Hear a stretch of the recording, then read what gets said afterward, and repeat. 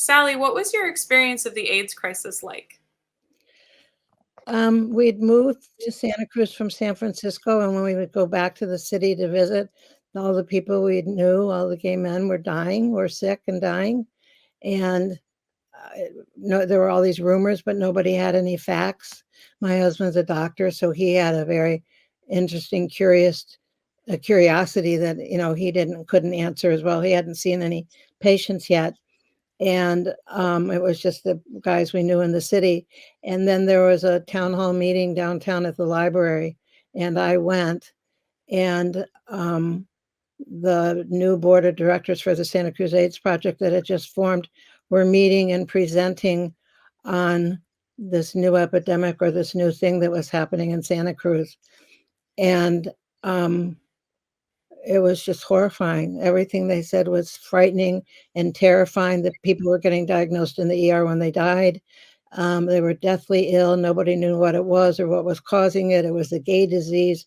Nobody knew why. It was scary. It was all fear-based. And it was all horror stories.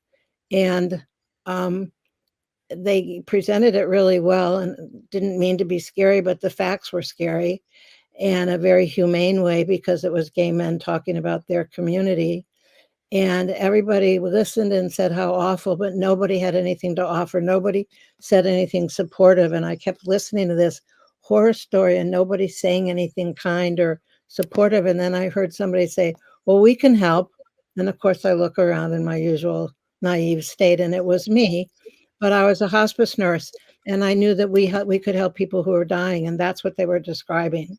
It wasn't about treating people with AIDS or improving quality of life, or it was just, can we show up because people were dying, which is what hospice did. That's what we're about, was to help people live as fully as they can until they die, whether it's 2 days or 2 months or 2 years or whatever. And so it wasn't inappropriate for me to offer hospice services. And I had started a hospice when I moved to Santa Cruz, which I'd been doing in San Francisco by my own, and as a group that we could reach more people. And I knew that we had something to offer. And so I was offering hospice services, but I certainly became heroic at that moment. Everybody's looking at me in astonishment as who's saying this, who's offering. And I knew a number of the people from hospice that I'd come across just being in town, and, it's a small town. Now I live on Orcas. It's a very small town, but people were thrilled that somebody said something positive. So afterwards, everybody came up to me and wanted my number and wanted to get in touch. And I met all the directors, all the people on the board. And the next day I met with Wesley, who was one of the original board members, who was a therapist. And I was in graduate school at the time to become a therapist. And we actually came together, and he taught me how to be a therapist and I taught him how to die. And it was just a beautiful, beautiful relationship. He was a very charismatic, kind, just charismatic individual. People loved him. There were so many gay men who were in love with Wesley, who was married to Gerald. Well, they weren't allowed to be married yet, but they'd been a couple forever. And Gerald became the director. I'm sure you've heard about Gerald Landers. But so I met Wesley, and then Gerald met me at Wesley's office, and we just hit it off. It was just instant. Oh my God, I have a new girlfriend. And so we made a date to get together that weekend. And the four of us, my husband, Michael, Gerald, and Wesley, and I had dinner together, and we just all hit it off and had a great time. And the next night we had dinner at their house, one night at our house, and we just became really close. And shortly after, they had a fire, burnt down their house, and moved in with us. So I got to work with Wesley because I was a real novice at therapy and suicide and being on call. But we started a hotline, and so the number was my phone number. And so Wesley or I would take calls, and Wesley would talk me through it or support me, or I'd ask him a question, or we would do it together. So he was an incredible mentor and teacher for me and guide. And he got to die peacefully at home as much as you can with AIDS. So it was a fair trade. We both won. We both got what we needed and created an incredible relationship, all four of us. But Wesley and I had something really special. And then when I graduated, he and Stephanie O'Mara, who was the other county coordinator with me, we shared the position. She was really good at bureaucracy, which is not my thing. And so she took the paperwork and all the hard stuff that I couldn't do, which would be like technology today. And she could fill out the forms and do all the stuff that was very unfamiliar to me. And when I got hired, the director said, the health department said to me, it's easier to apologize and get permission, so do what you want, which I'm the wrong person to say that to. So when I graduated, Wesley and Stephanie and I opened a mental health practice together. The three of us went into therapy together. And it was just a great honor for me to start with the two of them. And then Wesley, of course, didn't get to be there for long, but he was the best. And then we had to schedule our clients very judiciously because there were so many couples involved and so many people that knew each other. There was so much overlap that we didn't want them to run into each other in the lobby. So we had to be really careful of that. And we were good about it. And we always honored confidentiality. That was just baseline living in Santa Cruz. So that was great. So that was my beginning with them. And then because I was healthy and had time because I wasn't doing as much hospice because I was in school, I went to work at the county. I got offered a job at the county, and it was to be the co-chair, the co-coordinator with Stephanie. And we started all those resources for people with AIDS. Wesley was the head of the mental health team for SCAP. And then he put me on the committee, and then he made me the head of it, which was kind of silly because I didn't know what I was doing, but he trusted me, which helped me trust me. And then we started groups. We started a support group for people living with AIDS, which Wesley did, which he was doing. I led the positive group for people who tested positive. And I worked for the county where we would test people and give them their results.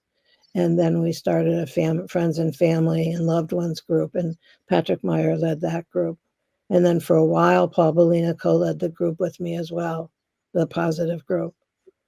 And it became a family. It was an amazing experience of meeting every Tuesday, and the group people ended up going to dinner together. And it was just a really great social time. But there was this element of fear when we'd come together and everybody's looking at everybody surreptitiously trying to see who had spots or who had lost weight or looking for symptoms. And then when people passed, they'd all settle down and I'd call everybody to the table and we'd start our meeting. But there was an incredible social part of that group where people who had felt so isolated and tainted and unacceptable and just so damned and so defeated and just bad about themselves because they had this dreadful disease and they were being judged by it, and the headlines were fearful one night after another. You could tell by the headlines, by the suicide hotline, how many people called how bad the headlines were that day.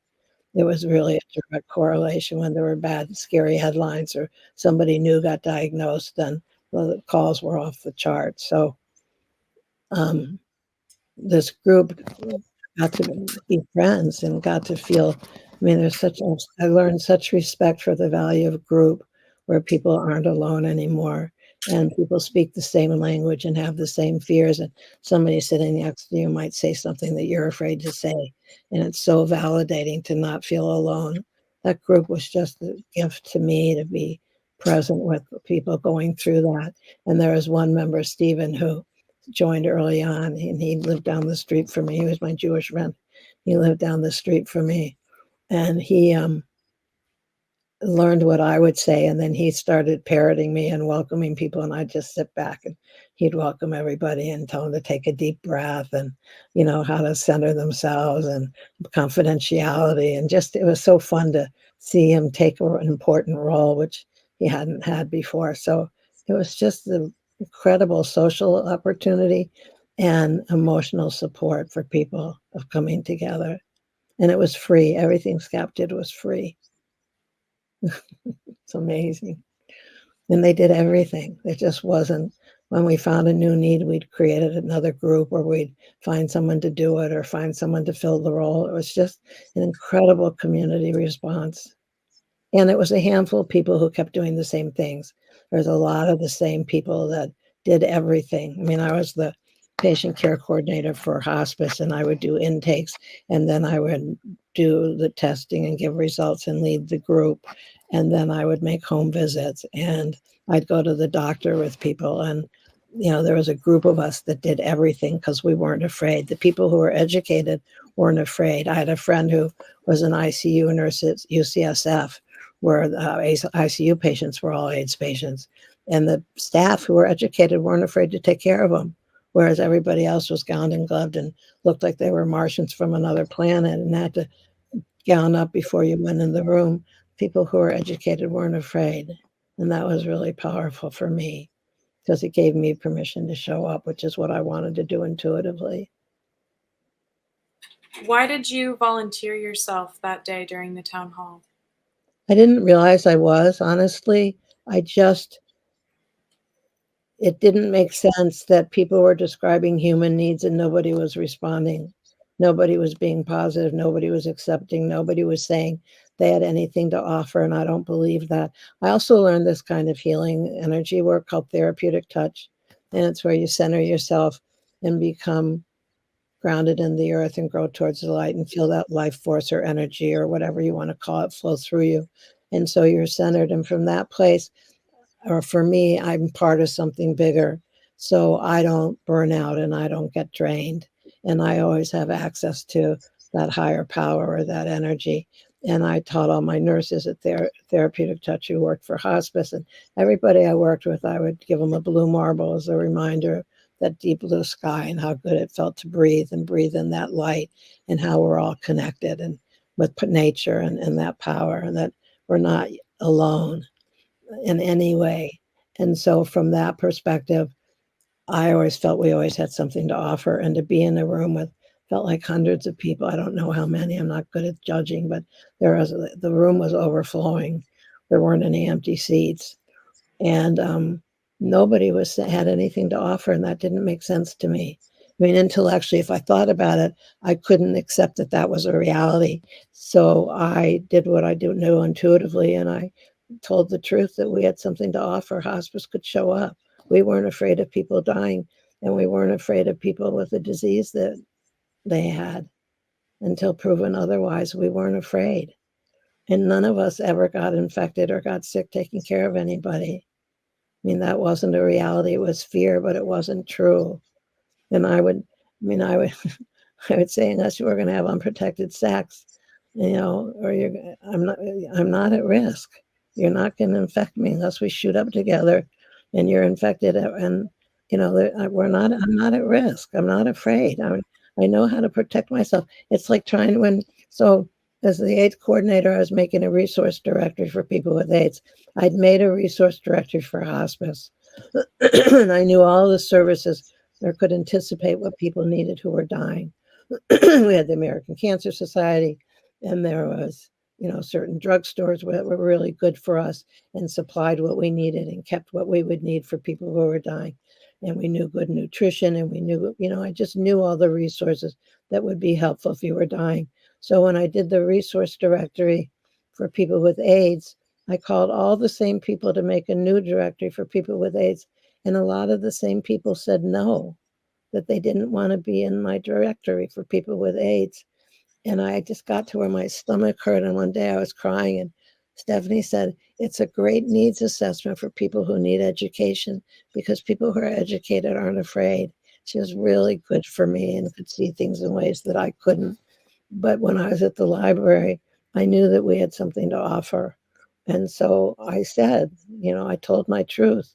And I knew that the hospice nurses I worked with would all be open, and they were. There was never any fear or resistance, including a nurse that had a little kid that she would bring with her. She brought her baby with her, and everybody loved her kid. But she wasn't afraid. The kid wasn't in danger. I took my son to this friend of mine, Jay Walker's, or this person's house when he was dying, that we were friends with. And he said, can I climb up in his bed? And I said, sure, if it's okay with him. It was fine with Jay. So he climbed up in the bed with him and was just snuggling with him and cuddling with him. And he just, it didn't occur to me or him to be afraid of this person. He was his friend. And that didn't scare him.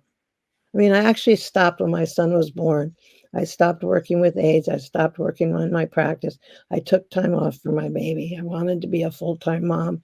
And that lasted less than a year when Terry Kavanaugh called me and said, I have this patient at the county who's dying. Can you help him? It's just one person. And I said, okay. And he could still be alive for all I know. He wasn't going to die. As long as I knew him, this person was not going to die. And he stayed at home and he lived with his mother and she took care of him. And I saw her push him around the farmer's market like 5 years later after he had a stroke. But he just wasn't going to die. They kept treating him and he kept chugging along. And it's out of our hands. So Terry thought it was imminent and I could be there and help be supportive, but it wasn't his agenda and it was out of my hands. So he didn't die. But anyway, it got me back in the loop. And then I'd hear about somebody else and then somebody else. And then next thing I knew, I was working with AIDS again. In my practice, when I went into private practice initially, all I saw were people who were dealing with dying because that's what I knew. That's what I was good at. And I didn't want to take care of people who'd been abused or had alcohol or drug issues. And it turned out all my patients had all those issues and they were dying. So it wasn't like I could eliminate or avoid certain populations because if I'm going to be open to seeing people, I'm going to be open to seeing people and they have their past or their present, whatever. So I didn't get to decide who I got to see, but I initially thought I would only see people who were dying because that was easy for me, which made me laugh because that's what most people wanted to avoid. But that, I'd been in hospice for 10 years by then, so it was easy or longer. Tell me about the resource book. So I called lots of people and they didn't want to be in it. And I wanted to get dental care for people with AIDS because dentists were really good at diagnosing. KS often showed up in their mouths. And there were other things that they could diagnose orally by seeing their mouths. And so I wanted dentists, and Santa Cruz is really geographic. There's, Watsonville and Santa Cruz and the mountains and, different areas. So I wanted to get 3 or 4 dentists, one from each area. And I had to call 83 dentists before I could find 3 dentists who would say yes. And their standard line was, I'm not prepared. But the truth is, if they were following the scope of practice in those days and the level of care to prevent the spread of hepatitis, they would already have been practicing anti-AIDS protection. But they didn't want to hear it. They just said, no, we're not prepared, which wasn't true, but they were coming from fear. So there were 3 dentists or 4 dentists who were willing to be in the directory. And that was utterly remarkable to me. I just came home fuming at my husband. I mean, it wasn't his fault, but it's like, he was a professional and they were professional. And then Rabbi Rick, I had different religious people in the directories. And Rabbi Rick, who was the rabbi at Temple Bethel at the time, was at camp. He was gone for this couple of weeks that I was doing the directory. And I thought he won't mind. So I just put him in and I called and left a message. I said, I have to confess. And he called me back. He goes, and I'm married to a Catholic man. I'm Jewish. And he goes, we don't do that. We don't confess. And I said, well, I signed you up and I just thought I wanted you to know. He goes, of course, I don't mind. I want to be there. But I knew it was safe. I knew him and I knew he wouldn't say no. But it wasn't true for many, many, many people that I called. And I had a client once who was very, very, very Catholic, and he felt that he deserved what was happening and he wouldn't take pain medication because he deserved the pain because he had sinned. And there was a gay priest in the Bay Area, Monterey Bay Area, who came to see him. He rode up on his motorcycle all in black leather and went in to see him and talk to him. And he comforted him and gave him whatever he needed to be at peace so he could take his pain medication, but absolved him of all guilt. And it was just, I couldn't help him, but I knew what he needed. And there was a resource for that. But it was amazing to me that there was, and I was so grateful. Sally, tell me about your address book. Well, working in the AIDS community, I already had a lot of gay friends before AIDS, and then I had a whole lot more after AIDS. And so I had a cousin who was gay. I just grew up with gay people in my life. It was never an issue or a thought or a decision. It's just people are people. Some I like and some I don't. But being gay wasn't a factor. And so I had a lot of gay friends and a lot of people with AIDS who had tested positive or actually had AIDS. And one year we went to Hawaii for Christmas vacation, and somebody gave me a new address book for my for the holidays. And I was going to fill it in when we were in Hawaii when I was on vacation. And I started it and I realized that a lot of my friends that were in my phone book had died. And I didn't want them not to be in my phone book, in my new phone book. So I would put their names in and put a red heart by their name because I didn't. And there were 237 people who didn't have phone numbers when I was finished. And we were driving to town and I said to Michael, 237. He goes, what? I said, there's 237 people in my phone book who don't live in their bodies anymore. And it was just stunning to me. I couldn't believe that that was the fact of my life, that I was in my 30s or early 40s and my peers and my friends were dying so rapidly and so many. And I used to call my mother and she'd say, you know, you're too young to be going through that. I'm going through it because we're older, but you shouldn't be going through that at your age. It was just didn't make sense. The only reframe for me is that most of the men I know who died had lived so fully in the short time that they were here. They had a great time. They didn't hold back. They really lived well and lived fully and had a great life. And they did more in their short time than most people do in a regular lifetime. And that was my way of, that was one way that it was okay for me. And I would have them tell me about all the fun things they did. I don't focus on what's wrong. I like what's right. And doing therapy and therapeutic touch and about being centered and feeling, it's like if I'm centered in that place and me is centered, it'll resonate with that place in you. And people who are dying, that place is really growing in my experience. That as you lose physical strength, you gain spiritual or inner strength. And so I would center myself before I walked in. So that place in me would resonate with that place in the person I was visiting. And so it just got lighter and brighter and more peaceful. I'm writing a book. I just finished the first draft called The Joy of Dying. And it's all about how incredible it can be with somebody who's, when they leave, it just lights up. It's such a gift and ritual and opportunity and privilege to be present from my experience. And I've been doing it for years.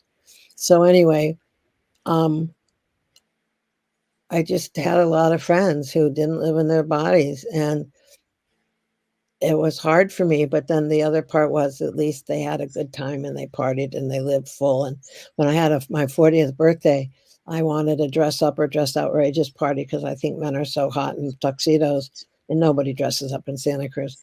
And so my husband had this party for me at Aptos Village Park. He rented the park and every man I know rented a tuxedo and it was gorgeous. I have pictures. Did I send you those pictures?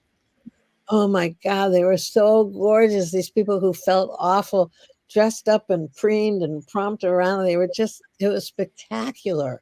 And the only person who looked funky was my mother. She came as a bag lady. And then, because it was dressed up or outrageous, and she came as outrageous. And then she went in the bathroom and changed her clothes, and she was the most glamorous person there. I was so proud of her. And I had warned her about my friends, and my friend said, you didn't warn us about her, but it was great. She was so hot and they were even hotter.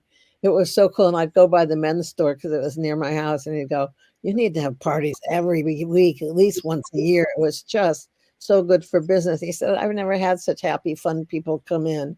It was just a huge celebration of life because that's what they were doing. And that's what we needed more of. And the flip side is that there was never a gathering and we didn't cry. It didn't matter what the source was, what the party was, what the theme was, whose birthday or anniversary or what. Inevitably, we would look around who wasn't there. We'd always look in the room who's not there, what's changed. And it was hard. And it was a fact of life. It's just the way we were talking to somebody recently about COVID and how her granddaughter was born and she had to wait 6 months before she could see her. And I said, yeah, remember when we lived with COVID and when it was so big and scary? And it made me think about AIDS when we lived with AIDS, and it was bigger and more scary. It wasn't as popular or mainstream or whatever, but it was so big at that time in my life. And I'm in a writers group up here, and when we meet and I bring my chapters because they're helping me edit my book and stuff, and there are people in the group who never knew anyone with AIDS, and I can't believe it. It's like, how could you not know anybody? How could you not be aware of that? I read it and they want more details and they can't believe all the opportunistic infections and all the symptoms. And it's just astounding what they don't know that I just take for granted that part of everybody's world, but it's not. It's just like amazing to me. And these are educated, really kind, caring, religious people. They know nothing about it. They cry and they're appropriate and they're saddened and they're appreciative and they want to learn, but it just blows my mind that somebody in their 70s or 80 had never knew anybody. Just inconceivable to me. What do you wish people born after the AIDS crisis understood about it? Oh, the love and the sense of community and the kindness and the caring and the more love and the creativity. Oh, it was just, there was a magnificence of what happened. And people came together, and I understand that that the gay and lesbian communities were never historically close, but that's not my experience.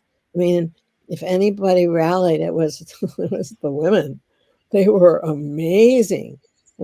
Stephanie was my office partner and worked with me. And, there are just all these women who, historically hadn't hung around with gay men, but suddenly you go to the bars and it's integrated men and women, but it used to be gay bars. And then suddenly the women were welcome. And there was such community and celebration and camaraderie and caring, and nobody had to be alone. Nobody had to go through this alone. People could choose that. Certainly you have the right, but nobody had to be. There was something for everybody.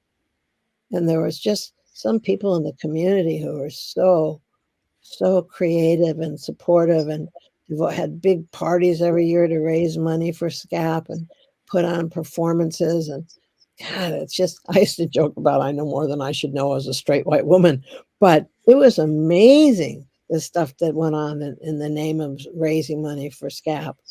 It was just phenomenal. And, because we were close to the city, we were advanced compared to other little cities, little towns, because we were close to San Francisco. And it made a big difference. We were really close. And when AIDS first started, I had information directly from National Geographic and CDC. And, I was like this big monkey. I was nobody. I was just me. But I have these slides that National Geographic sent me that I'd heard of at a meeting, and I wrote them and said, I'd like to see what this looks like. They sent me the slides. It's like, who's going to call CDC and get slides or National Geographic? I did. But it's because I was the AIDS coordinator for Santa Cruz, like a big deal. It was still just me, but I was curious. And I knew so much. I couldn't believe how much I knew. And I couldn't believe people who didn't know anything. It just amazed me when people didn't know anything, because it's all I studied, learned, heard about. It was just phenomenal amount of information out there if you wanted it. And a lot of it was valuable. There was so much awful stuff coming out. There's so much fear and so much fear mongering and political, and just there was an ugly side, but that's not where we lived. We live in Santa Cruz. And there was legislation, and there were individuals, and there were doctors and people in Santa Cruz who weren't part of us. I accept that. But the ones who were on our team or who were present were incredibly present from the beginning. They may be burned out for a while, but they'd come back. But they were amazing. People just continued to show up because they really cared. And it's not like you made money caring about people. It wasn't a moneymaker to be involved.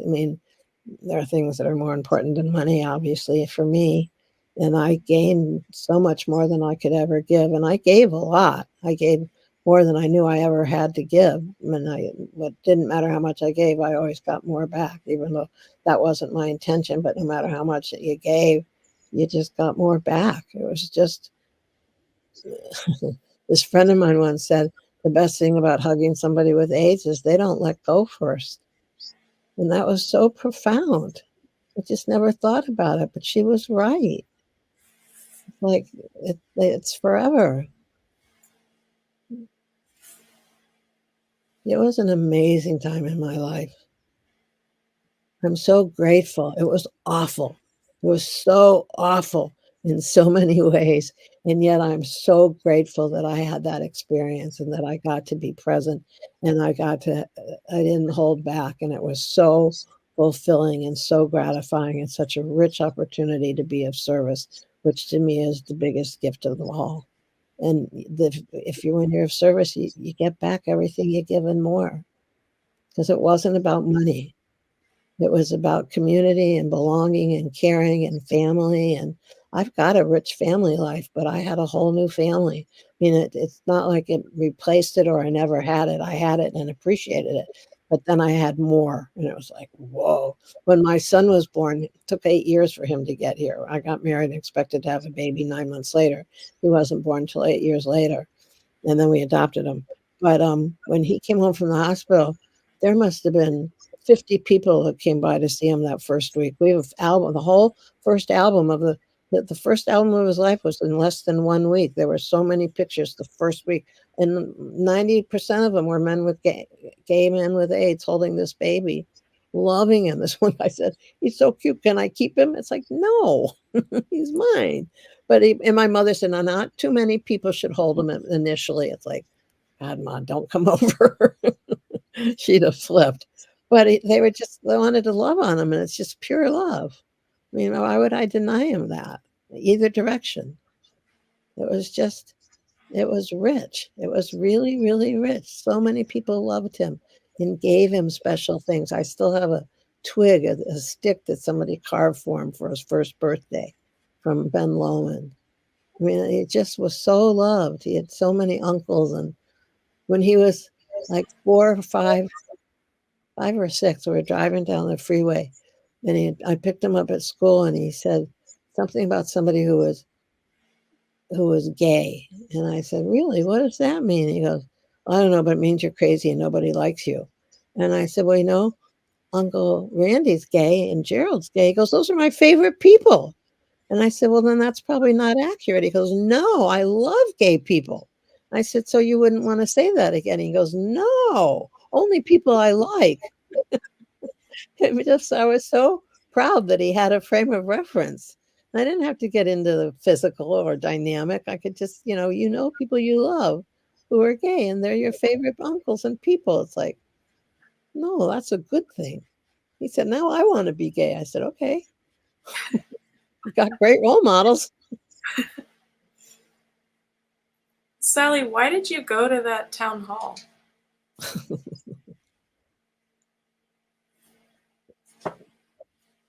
I was curious, and I knew some of the people who were speaking. I mean, John Laird and I go way back, and so I knew he was there, and I knew Jerry Solomon was there, although we weren't close then.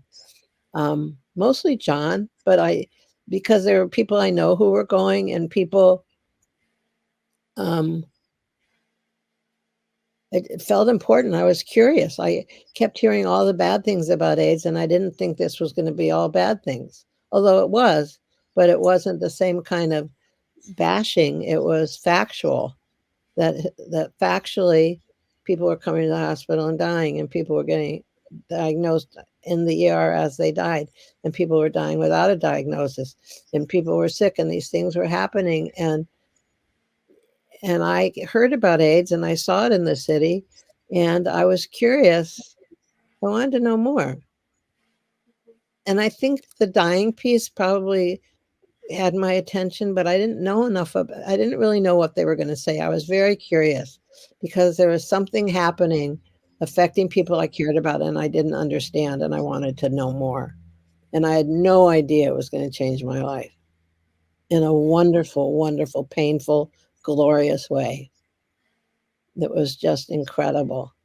And my friends now, we all call each other AIDS warriors. It's like the people who survived AIDS just see the world differently and see our community different.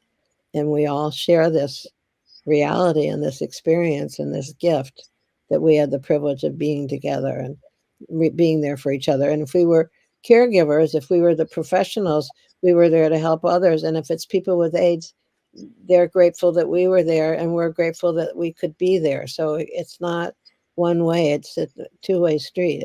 It's not one-sided at all. I mean, we all have this bench we use today. I was talking about therapeutic touch. A friend of mine came over to treat me today, and the bench is a person with AIDS made for me in Santa Cruz 30 years ago. And when I moved up here, I was like, I wanted it up here because it's important to me. And it's big and solid because he's so big. He needed to make it really big and solid. And it's just beautiful. And it just sits in my house and everybody sits on it. And, if you're going to get a treatment, it's the perfect shape. So anyway, it's just a part of the furniture in my house. But it's, that's like, it's kind of the furniture inside my heart. They all part of me. And then the other thing is because I deal with hospice and I've been dealing with dying for so long, I don't think that people when they're dead, are gone. I don't think that love transcends all levels and that everybody who's left their body still is lovable. And I still keep in touch with them. And I always tell people, keep in touch at the end. And so it's fine with me. And when they leave, when they had AIDS, you're glad they're free. Their bodies can't support them anymore. They've truly outgrown their bodies. They've used up every ounce of energy and they are done. And there was a freedom when they left. It was a celebration. As much as it was awful that somebody else died from this horrible disease, there was a relief that they weren't in their body anymore because they clearly had outgrown their body.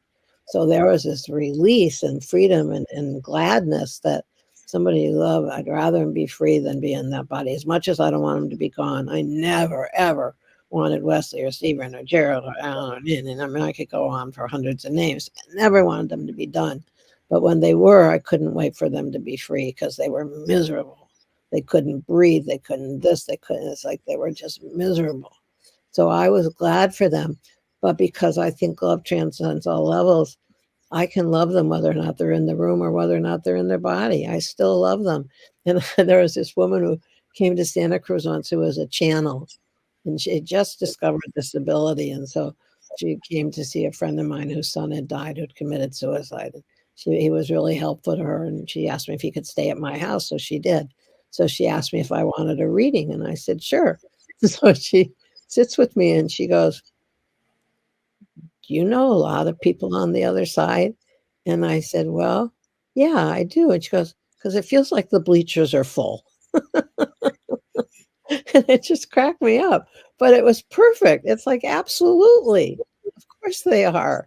I have a lot of friends on the other side helping me all the time. I mean, I always ask for help and something's tough. I ask them to help me. I mean, I came up here to be with my friend Phoebe B, who was 98 when she was dying. And she's around all the time. And something's rough. I ask her, I go, Phoebe, hello. And I really feel their support. I don't feel alone. And my mother, God, she's in the kitchen cooking with me all the time, telling me I'm doing it wrong. You don't do it like that, but I do. But anyway, death isn't a dead end to me. It's another beginning. To me, every ending's a beginning. And so as much as I prefer them to be healthy and alive, if they can't, I'm glad that we can keep in touch. I'm glad that they're not gone for me. And that's my belief. It's what works for me so I can live the life I live and do what I do. And it's not everybody's truth and it's not everybody's experience, but it's mine and it works for me. And I have such gratitude. And I had multiple opportunities during the AIDS epidemic to experience this and to prove it over and over again. And when Wesley died, well, when Gerald died, Wesley was, and there was it's just so comforting for me to know who's there and to see them and have a sense of them. I mean, when I worked in psych, we locked people up who have my reality now, but I see people who aren't alive, who aren't, I know when people are around. I have a sense and I don't see them, I don't hear them, I don't touch them, I don't talk to them, but I experience them and we communicate and I know that they're there. So it's all a contradiction, but it's my reality and it works. and it brings me peace, and it allows me to be present and centered with people who are dying, and it works for me. And I love sharing light with others. I mean, I'd rather do that than anything. It's the gift that keeps on giving.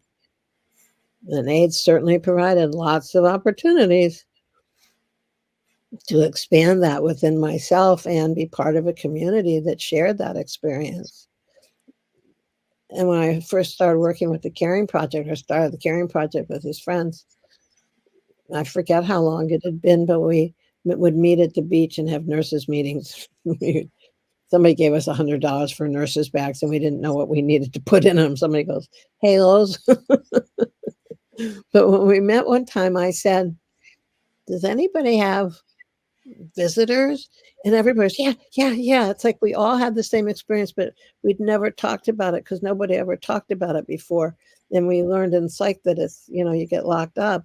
But we knew when it's like I knew when my patients had a visitor, they weren't afraid anymore. Once their mother or father or lover or brother or somebody came to visit from the other side, they weren't afraid. They were at peace. They felt safe. So we were all so happy that that was a reality or our experience. But when nobody ever talked about it because it wasn't acceptable in those days. But we talked about it, and we were so relieved because we all had the same experience and the same values that, now they're okay. They're not going to be afraid. And that was wonderful. That was joyful. I only have one question left for you. Okay. What do you think would be different about Santa Cruz if many of these people had not died of AIDS? Oh, my God. Well, they were. Gosh, that's a really unfair question. I'm not objective at all. They were some of the most expressive, artistic, creative, brilliant, colorful people. And if they could be growing old now and doing their thing, oh my God, the world would be a better place. I don't doubt it. I might not be as good as I am because I got a lot from them, but the world would be a better place because they had so much to offer. And my friends who didn't die from AIDS keep proving to me what that group had to offer. They were it wasn't a fluke. They were the most just exceptional individuals. And I know I'm not objective at all. I don't claim to be. And I don't know why me, because, I used to work with women care in Santa Cruz, and which is an organization that provides free support for women with cancer. And the women, is a chronic question, why me? But it's like a bad thing. And I think, why me? It's such a good thing. Why did I get chosen to have these experiences? Why do I get to show up and love people? And why do I get to know people who live on the other side? And why do I have my reality and my experiences? And I don't know why, but I do feel it's a gift, and it's a responsibility, and it's an honor and a privilege to be who I am and get to use it and to share it. The reason I wrote my book is that my son would hear me talk to people on the phone. He goes, Ma, stuff other people don't talk about, and it makes them happy. You need to write it down and share it.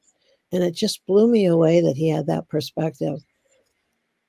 I was so proud of him. And then I was proud of me, but I was prouder of him. But that was my incentive to write my book. And he keeps saying, like, what are you waiting for? And so I printed the first draft. I'm getting there, but I get distracted. But it was really a gift to me to realize I do know things other people don't know, and I am willing to share it. And I don't care if people don't believe it or think I'm foolish or made it up. That doesn't hurt me. I'm oblivious to that. It's just about, I feel compelled to be me. And I grew up in my sister's shadow. I felt very inadequate for a long time. And to overcome that and to be me and be able to say, yes, I'm powerful, and yes, I know a lot, and yes, I have something to offer, and I'm proud of it, and I'm glad, is really a big deal. And it's not an ego thing. It's an evolutionary thing. It's an awareness that's been growing. And I'm 76. It didn't come early. I mean, it's not like I was in a hurry, but it's really fun to be me now and to love who I am and love that I had these opportunities and knew the people that I did. And I do feel like I was very It was a gift to get to meet all those people, even though in the middle of it, I hated it. I can't tell. I mean, I don't want you to think it was all fun because it wasn't.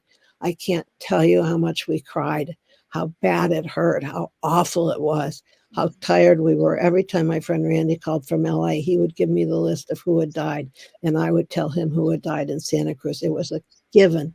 Every conversation we would talk about who had died. It was awful. And we were in our 30s and 40s. It was just awful. And my mom just couldn't understand what I was going through at my age. It was just awful. But coexisting at the same time was the brightest light I've ever seen and the greatest joy I've ever felt and the most love I've ever shared and the greatest gift I've ever received. And so I wouldn't trade it. I wouldn't wish I didn't do it. I wish it hadn't happened, but I don't wish I hadn't gotten to do it because it was so fulfilling and such an honor. And I can't tell you why me. And I'm not the only one. I know you've talked to lots of people who were there, so I'm not the only one. But I'm really good at talking about it because I'm so clear about what a gift it has been for me and a stepping stone to keep on being me and learning more and doing more and being more open about it.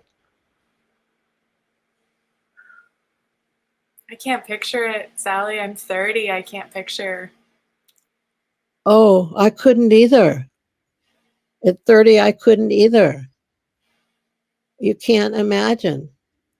You just can't imagine the numbers. I mean, you'd go somewhere. It was just, that was amazing. It was truly amazing. It's really inconceivable. It's hard to create that world for somebody your age. I mean, I'm sad and glad that my son knows what it is, but he was really young. But he knows the stories and he knows the people and he knows the story of the people. So, and we'd go out on houseboats every summer, and Gerald and Wesley would go. Well, Gerald and Wesley had died, but Gerald came. In fact, Stevie heard the word shit for the first time on the houseboat from Gerald. Goes, Mama, did you hear that? Go, yeah. I said, now you know what happens when you say words like that. Everybody looks. But it's hard to imagine. I mean, just picture your life now and how many people are in your life. And, you know, whether it's 20 or 60 or 100 or 200 or 300, and then picture 3/4 of them dying or 5/6. It's just a phenomenal number. It's just inconceivable. And I know it happened because, you know, I have proof of it and I have memories and I have pictures and I have stories and I have things. Everybody gave me things. And I was trying to find a Doggle, a Google, or something to put in my computer today. Some equipment that I knew what it was, but I couldn't find it. And I'm looking through the drawers and I'm seeing all these souvenirs of all those times because my husband brings up boxes of keepsakes for me. And he keeps bringing up boxes of treasures he thinks that I want to go through. And I don't. And I do go through them. And it's like, oh, it's Stanley. Oh, it's Larry. Oh, it's like they're all in these boxes. And it's like, I don't want it. I don't want the stuff. I don't want the pictures. I don't want the stories. I don't want to keep them present. And then of course I do. I don't want them to go away. I mean, I go back, but I was looking for this thing for the computer today. And I ran across all these people again. It's like, oh, wait a minute. I'm stay in the drawer. And what did you do with my Doggle thing or whatever it is that I can't find? They're tricksters. But anyway, it was an incredible opportunity for personal growth and to be of service. And it was a horrible thing that happened in our world. And I'm just one person. I'm just one story. And you magnify that or multiply it by all the people who were there, who were alive. It's just, I mean, you've been talking to all my colleagues, all my friends. I'm not the first one to tell you this, I'm sure. It was big. It was my life. It was my life's work and it was my life. And I have to say, I was so grateful I learned therapeutic touch because I always felt I had something to offer. And when nobody did, when the doctors say, oh, we have nothing to offer you and stress is the worst thing, it's like, well, that's not helpful. We have nothing to offer you and avoid stress. Excuse me. That's the non sequitur. That doesn't work. But I always could do therapeutic touch, which was soothing, and it always felt good. And then I studied with this woman, Dora, who was born seeing energy and who was clairvoyant, and she would come to Santa Cruz, and I'd set up clinics, and she would treat everybody. And she gave everybody hope for a peaceful death. We couldn't cure anybody. She'd say, but if we give them hope, that's important, right? It's like, oh my God, that's a great gift. We can give them love. We can give, and she was this little old lady with white hair and, just a little old straight looking lady who looked, you know, and here totally incongruous with these young men. And she would just walk up and hug them. And that in itself was healing because these people's families didn't want anything to do with them. And here's Dora reaching out to these total strangers and embracing them. That was so powerful to witness every time, and of course, I overscheduled because I wanted everybody I know to get to see her, and I forget she was an old lady because she was ageless to me. She'd come back to Seattle, and her daughter-in-law or somebody would call me and say, "Do you know how tired Dora is?" And I'd have her give a talk every night, and I I just wanted to share it with everybody, but I realized I had to slow down and set some limits. But she came back every year for, like, 5 years. It was great. And then people would come to camp up here and spend a week with her. It was amazing. They were amazing times. I have lots of love for you, Sally. Thank you. Oh, thank you for this opportunity to share. I'm glad people are gonna hear about it and understand what happened as much as they can. Yeah. Sometimes it's like if you describe a color or a flavor, it's like you don't know what it really tastes like till you taste it, and you don't really see the color till you see that color in the water. So I know you can't see or taste it, but you get a sense. Touch Yeah, the I water. feel like I see the shadow or something. Like it's not the image itself, but See the light. See the light. yeah, see the Instead of light. shadow, see the light. Yeah. Well, thank you so much, Sally. I really appreciate your time. Oh, my pleasure.